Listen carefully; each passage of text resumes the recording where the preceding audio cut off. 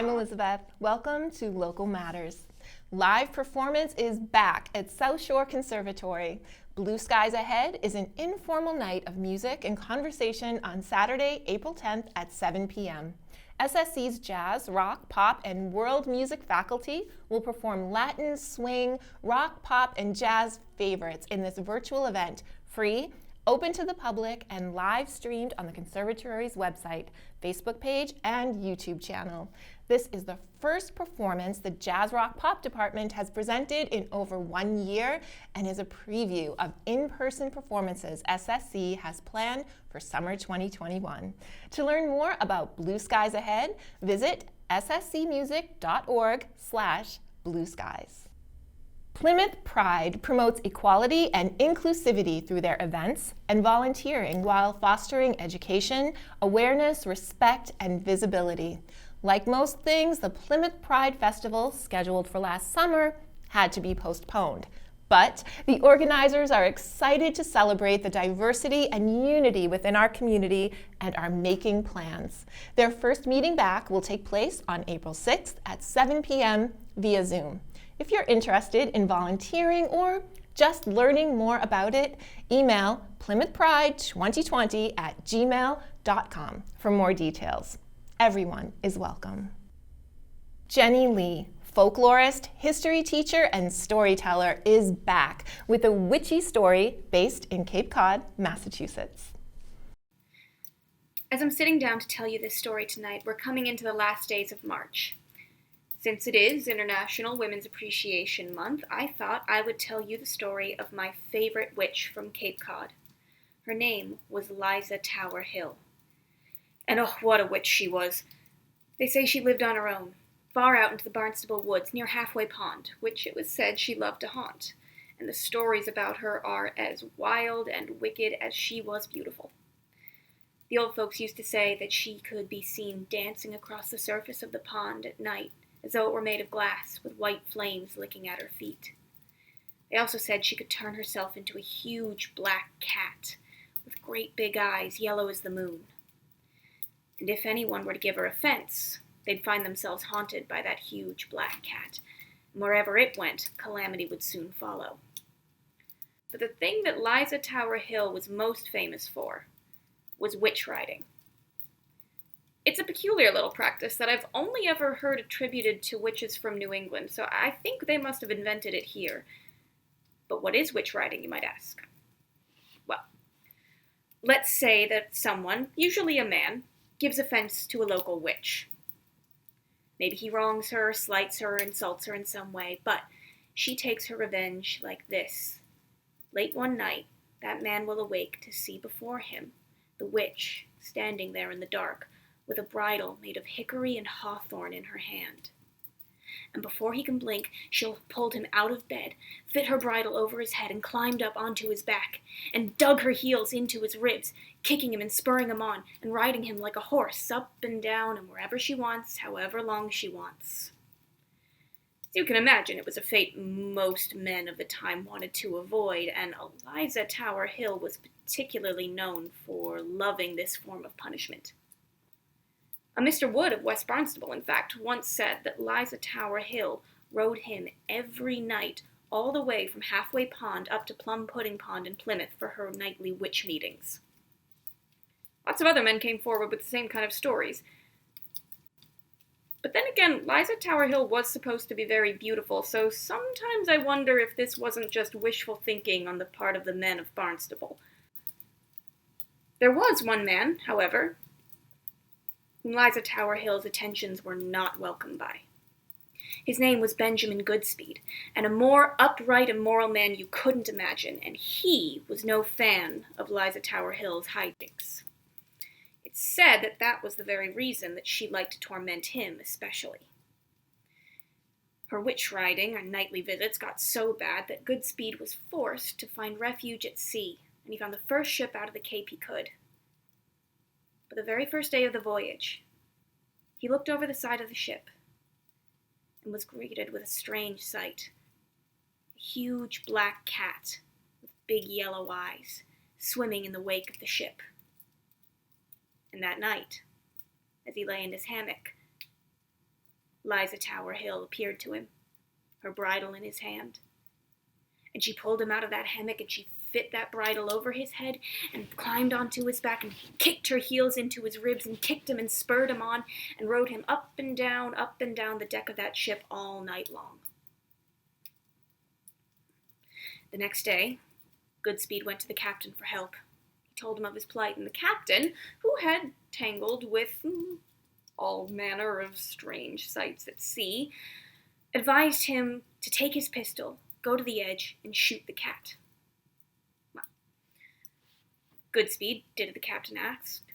He went over to the side of the ship, and he looked down, and there it was, the huge black cat with the big yellow eyes, swimming, keeping pace with the ship. And he pointed that pistol very carefully. And bang! He shot the cat straight between the eyes, and it sank down beneath the waves, and for just 1 second, Goodspeed felt sweet relief.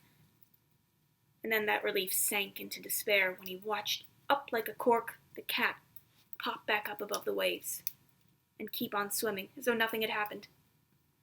And that night, once again, was Liza Tower Hill waiting for him when he slept, her bridle in hand, and all night she rode him up and down, marching him back and forth across that ship.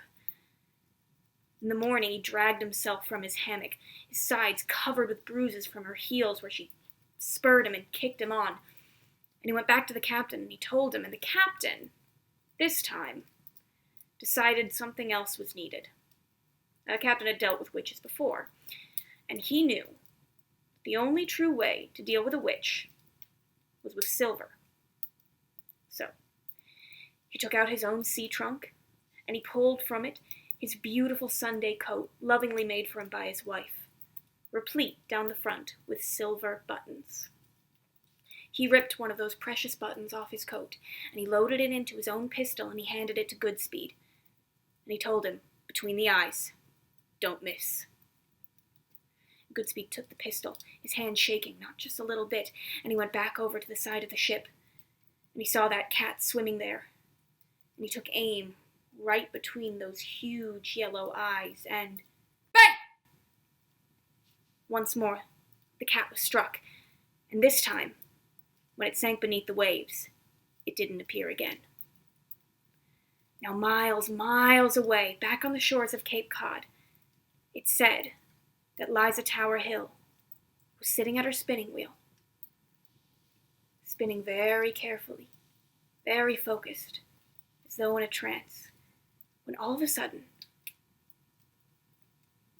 at the faintest sound of something that could have been a gunshot far in the distance, Liza Tower Hill suddenly seized up and fell over her spinning wheel, dead. Benjamin Goodspeed was bothered no more. Now, if you don't like that ending for our witch Liza Tower Hill, I wouldn't worry too much. Despite what appears to be her death in this story, it doesn't stop her from cropping up in many other stories that dot the Cape up and down the shores. And no matter how many times she seems to die in these stories, she always manages to come back. If there's one thing that the good people of the Cape know, it's that you can't keep a good witch down for long. A good witch or a good woman? Thank you, Jenny. Are you curious to know what medicinal native plants were growing wild in our area, known as Patuxet, before 1620? The Wampanoag people had lived on this land for more than 12,000 years and knew which plants could relieve pain, fight off illness, and help heal wounds. When the Pilgrims arrived, they also used nature's medicine. But what did they grow in their gardens, and why? Join Plymouth Patuxet Museums on April 16th at 7 p.m. for Plymouth After Dark, Sow and Grow, when you'll sip on herbal cocktails while learning about 17th century medicinal herbs. You'll also kickstart your own garden by planting and taking home an herbal mason jar.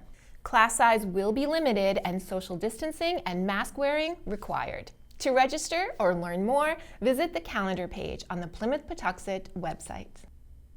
In honor of the 93rd Academy Awards happening this month, the Duxbury Senior Center invites all movie buffs for a virtual Oscar and movie trivia event. And because part of the fun of the Academy Awards is looking at the ensembles people wear on the red carpet, you'll be talking about the clothes too. The show goes on Saturday, April 17th at 5 o'clock p.m. Register for your Zoom link via the Duxbury Senior Center website. Are you interested in learning more about investing? Join the Plymouth Public Library and Trish Reagan, Vice President and Financial Consultant with Rockland Trust Investment Services, for an Investing 101 virtual program. Trish will present investment strategies with details, planning advice, and a 15-minute question and answer session following the presentation. Registration is required. A Zoom link will be sent out 1 business day prior to the program. If you would like to submit a question before the program, please send your question to cindaglia@ocln.org. In 1919, the Plymouth Antiquarian Society was established by a group of women to preserve Plymouth's post-Pilgrim history and tell the stories of everyday life in this community. Julie invited Executive Director Ann Mason to talk about the Society's history and its plans for the future. Welcome, Anne. You are the Executive Director of the Plymouth Antiquarian Society. Can you tell us a little bit about the Society, the museum, and your mission? Absolutely. The Antiquarian Society was founded in 1919 to preserve and share local history. And we actually have 3 museums. We have 3 historic house museums, the 1677 Harlow House, the 1749 Spooner House, and the 1809 Hedge House. So spread out throughout the waterfront downtown area. And when you come to visit each of those houses, and they are free to Plymouth residents, when you come to visit, you're invited to step back in time and learn about everyday life in those different centuries. Wow. What are some of the favorite artifacts that you have in those 3 different houses? I think it's impossible to pick even a short list of favorites. I would say that one of the special things about our collection is that we have objects and archival materials that relate in particular to the 3 families who lived in the houses. And so I think that really helps us develop this rich understanding of who they were and their relationships to each other and just the family networks between them. One of my favorite objects is actually a tall clock that was built in London in 1725. It's in one of our rooms at the Hedge House, and it was owned by Lydia Gardner Goodwin, who was the mother of another Lydia who ended up living in the Hedge House in the 19th century. But this tall clock came over from London to this part of the country, and it still ticks today. So I love sitting in my office and being able to hear it, keeping time every day. And I think that's just a wonderful connection to the past and thinking about how so many people in the Hedge House have heard that clock over the years. Right, and how many ticks has that had over the centuries? Good grief. How is the Plymouth Antiquarian Society adapting to the pandemic? Well, like all museums and cultural organizations, we were forced to close last year for much of the year. We did establish a new reservation system so that we could have guided tours in the fall at the Hedge House. And we are hoping to have guided tours resume again this year for all 3 houses. But we were faced with this question of how do we encourage the cultivation of meaningful relationships within the community through engagement with the past, because that's the reason why we preserve and share history, is because we think it can bring the community together and help us understand who we are. And we have a lot of fun doing that. We build a lot of friendships that way. So we pivoted to presenting virtual programs. We offered live stream tours on Facebook. We had Zoom webinars throughout the year. We also created a take-home summer program for young history lovers, which we offered to anyone who wanted to do it. It was free to them. And so that was something that was really special for us to be able to connect with those younger learners as well. And this year we're continuing to do that. So we're going to be doing, we have our first Saturday history tours, which we present in partnership with Pilgrim Hall Museum. And then we have a series of what we call lunchtime conversations, which are more informal virtual programs about local history and research that's happening now, current research and ongoing projects, and sort of behind the scenes looks into different local collections. So all sorts of virtual ways to connect. Great. So you've kept it going. You've kept the messaging going. That's wonderful. Now, March was National Women's Month. What is the significance of the month in terms of celebrating women in history, especially local history? So it's interesting that National Women's History Month has its roots in the early 1980s, and there was a National Women's History Week to begin with, and then it expanded into a month. And it came out of this recognition that a lot of written history depended on records kept by men and really focused on men's achievements. And so Women's History Month is intended to celebrate the contributions that women have made to the United States, throughout the time of settlement and beyond. And I think this is something we should actually do throughout the year. So we shouldn't limit women's history to just Women's History Month, but does give us a nice opportunity to focus on women's history. And this is something that's been very special to the Antiquarian Society since we were founded. All of our founders were women, and they were truly visionary women who were concerned about the destruction of historic landmarks. And they came forward and they said, we need to save what we now call the hedge house from being demolished. They were able to convince all of the male power brokers in town to make that a possibility. And so all the way back in 1919, they were focused on everyday history. And a lot of that everyday history involved women's lives, things that had never really been preserved before or shared before. They wanted to know what people ate and how did they cook their food and what did they wear and how did they make their clothes.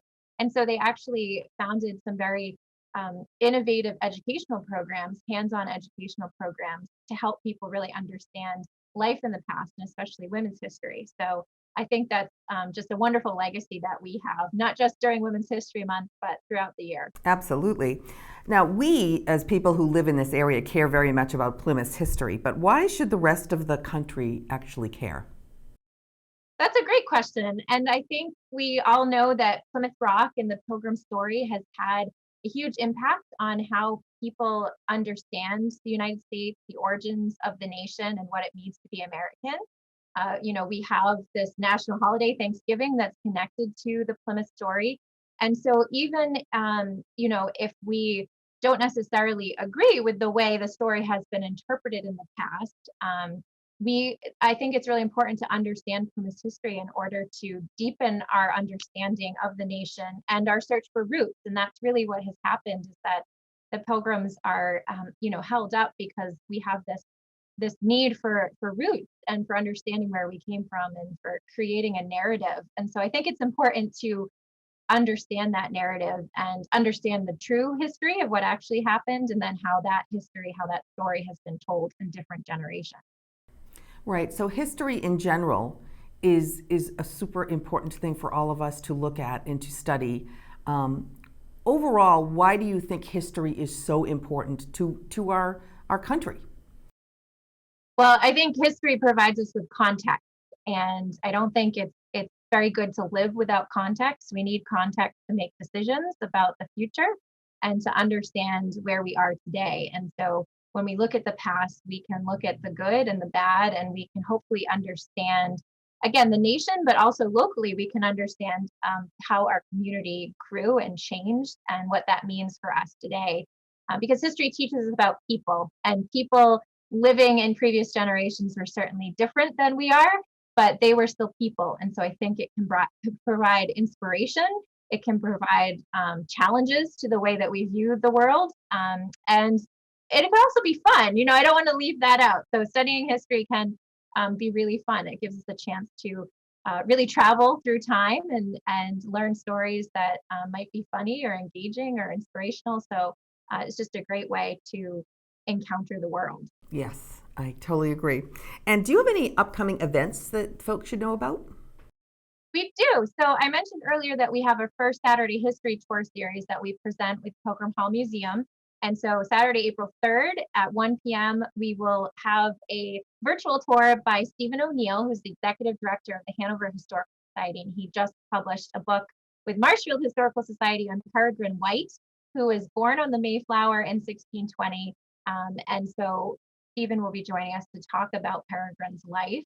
And then on Wednesday, April 14th at 12:30 p.m., we will be having our lunchtime conversation for April, and I'll be joined by Julie Burry, who is the History Room Archivist at the Plymouth Public Library, and she'll be talking about the local history collections they have there and what sources are available for studying local history. So both of those events, all the details are on our website, and you can register for them on our website, or they will be streaming to our Facebook page as well. So you don't even need to register for them. You can just go onto our page and there they'll be. Excellent. Dr. Ann Mason, thank you so much.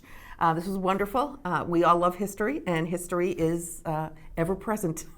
And every second that ticks on, the previous seconds were history. So thank you. To learn more, visit PlymouthAntiquarian.org. Join Wildlands Trust and trail guide Malcolm McGregor on an ambitious 10-mile hike around Plymouth's Great South Pond. The hike goes through forests, along the pond's shore, and down neighborhood roads for a complete loop around one of Plymouth's largest ponds. You'll encounter steep and varied terrain through Wildlands Trust, the Town of Plymouth, and Department of Conservation and Recreation properties. Strongly recommended for your hike are sturdy boots, long pants, snacks, and plenty of water to stay hydrated. Advanced registration required. Visit wildlandstrust.org. Neon paint and teens go really well together, and the Kingston Public Library is offering a free neon painting class for tweens and teens on April 12th from 6 to 7 p.m. Free supply kits will be provided for this virtual class taught by artist Melissa Kowal. Register via the library's website, and you'll receive your Zoom link and an email letting you know when your kit is ready for pickup.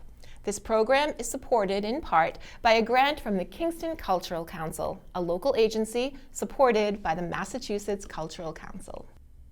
Keith is here with an In Focus snapshot.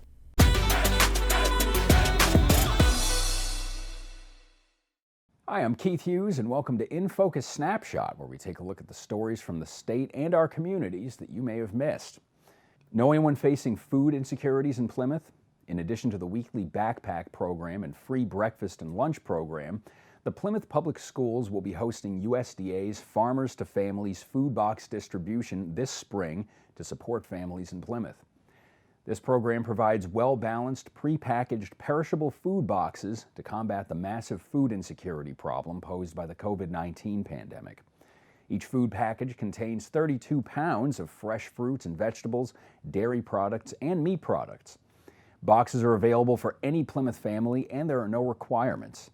Food boxes can be picked up on the selected date at Plymouth North High School from 10 a.m. to 12 p.m., You can sign up to receive a free box by visiting the Plymouth Public Schools page on Facebook. Thank you to the Massachusetts Military Support Foundation, South Shore Community Action Council, Plymouth Rotary, Partnering People Through Service, and Plymouth Public Schools Food Services for providing this program to help those in need. Attention Pembroke residents, there's a new service in Pembroke to replace the Pembroke shuttle that was suspended due to COVID-19. It's called GATRA Go Explore, an on-demand, same-day, affordable service that's open to the general public. It runs Monday to Friday, 6 a.m. to 6 p.m., and is free until April 9th. Then it'll cost $2 one way. The service can be used for trips to and from anywhere in Pembroke and to and from these specific locations. You can search for the Translock app through the Apple Store or Google Play, or call 508-697-1911 to book a ride. For more information, visit gatra.org/GatraGoExplore. It's Springtown meeting season, and first up is Plymouth, with their town meeting on Saturday, April 3rd. It starts at 8 a.m., and you can watch the virtual meeting on the Plymouth Government Channel, Comcast 15, Verizon 47, and also online at pactv.org/watch/prime. If you want to know more about the budgets and articles being discussed, visit plymouthma.gov. Click on the Quick Links tab on the homepage, and that'll bring you to all the town meeting information for this session. If you want to stay informed on what's happening in Duxbury, visit town.duxbury.ma.us and click on the e-alerts tab. There, enter your email and select what news you want to receive information on. Town and emergency alerts, beach notices, and meeting agendas and minutes are just a few of the items you can select from, or select them all. It's an easy way to know what's the talk of the town. Local governments are always looking for new ways to connect with residents on a regular basis. Recently, Kingston Town Administrator Keith Hickey and Plymouth Town Manager Melissa Origi started recording their own weekly shows to share information and updates on what's happening in their respective communities. These shows can be seen on the Kingston Government Channel, Comcast 15, Verizon 42, the Plymouth Government Channel, Comcast 15, Verizon 47, and on YouTube on PAC TV Video Share. Also, Melissa Origi has her weekly Town Managers Report, highlighting updates and answers to residents' questions that she's received throughout the week. Be sure to check it out every week on the town's website, plymouthma.gov. Thanks for watching this edition of In Focus Snapshot. I'm Keith Hughes, and we'll see you next time.